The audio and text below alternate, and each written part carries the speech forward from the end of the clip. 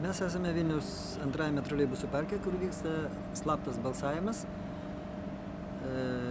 darbininkų profesinės sąjungos pirmininko vietai užimti. Aš esu slapto balsavimo komisijos pirmininkas Vojcech Šuškevič.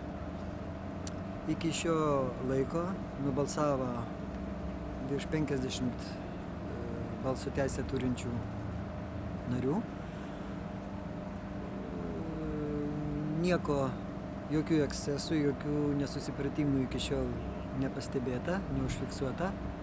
Jeigu neskaityti to, kad ne visi atėję balsuoti, turintys teisę balsuoti, rado save sąrašuose. Reiškia, nebuvo įtraukti į sąrašus. Tai mes atskiro akto nusprendimu patvirtinam, kad jiems neatimti tos teisės leisti balsuoti atskirų sąrašų. Ir kiek iš viso jau yra? Iš viso nubalsavusių Iš viso kiek turėtų teisę balsuoti apie 140 kažkur tai jau dabar. Buvo 137, bet kadangi rasta tie, kurie nebuvo įtraukti į sąrašus, tai jau sąrašas pailgėjo iki 140. Dabar šiuo metu nepasakysiu, virš 140 jau. Žodžiu, 5 nariai dar pasipildė. 5 nerasti sąrašuose.